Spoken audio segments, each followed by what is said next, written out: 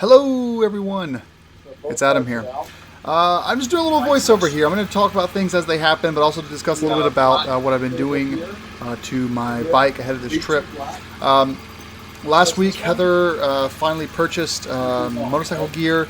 I bought her a rear seat, and I also got her a backrest for the Jessie top box. So after our ride, during our ride, we were going through a covered bridge, and I wish I had saved the clip. And I noticed that the lights were flickering inside the bridge at nighttime. So got home, turns out that the left Erica was flickering and the bottom Darla was completely out. So for the third time, I rewired my lights again. You can see how the Erica on the right side is kind of doing weird shit, and the Darla's out. So I rewired the lights again. I was so frustrated because I was leaving for this trip in like 10 days to Canada. I emailed Clearwater, and I saw on their website they had left for the BMW rally in Des Moines, Iowa. I thought it was a lost case. I was going to remove all the lights completely and just call it a loss. But Glenn from Clearwater replied back within half an hour of me sitting in this video clip saying, that's not right.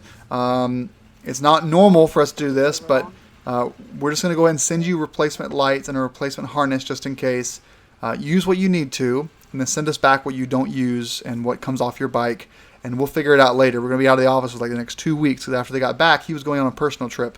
So, amazing, right? Sunday at 5 p.m., I emailed him this. By 5:30, he responded back. We had a quick dialogue back and forth. And then by Wednesday, I had replacement lights, hooked them up, and they were good to go. So just amazing, amazing, amazing service by Clearwater.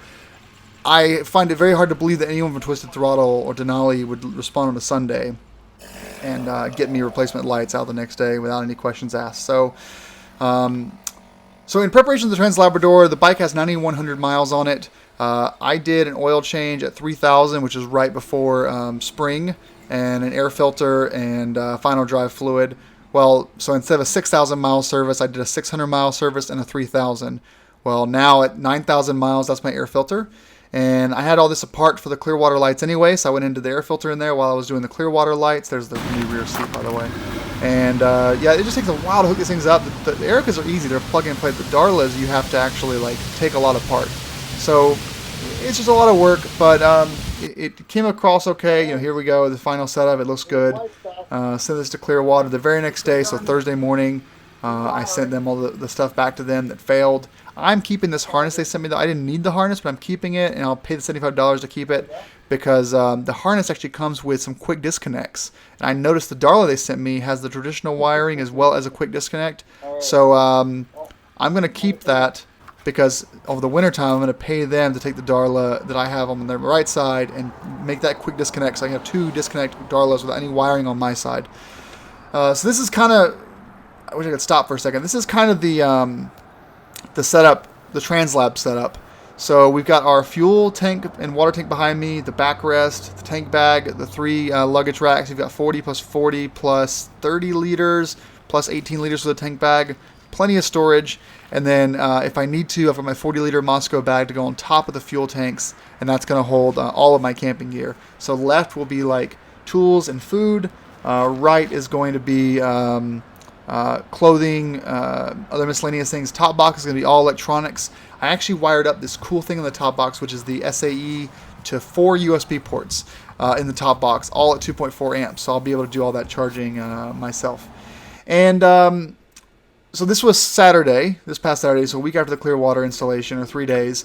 Final drive fluid dump. This is the final drive fluid at 9,000 miles. It's been done at 600, 3,000, and now 9,000. And then, of course, the oil dropped. I'm using that cool special 3D printed BMW tool that goes in your key ring that I keep in my tool bag, which makes it easy to remove this because now that I've removed the stock seat, I haven't kept the oil filler removal tool thing. And if you guys have an alt-rider plate, I've learned you don't have to remove the whole plate through the oil change because that hole's there. But if you don't put a piece of toilet paper or a paper towel roll inside of that hole, oil is going to slide down to the back of the alt-rider skid plate and get everywhere. So either remove the alt-rider skid plate completely, which is 4 bolts, 4 bolts in the front and then 2 on the rear, which the 2 in the rear are the really hard ones, or just put a piece of toilet paper roll in there and it all drops straight through. Fun fact. Yeah, so final drive fluid was done. The oil was done, air filter was done, oil filter was done, and then the next step was doing the spline lubes spline lubes. The spline lubing of the final drive. I don't know what I'm doing. I'm probably talking or something. I'll have to edit this part out if I'm talking over myself.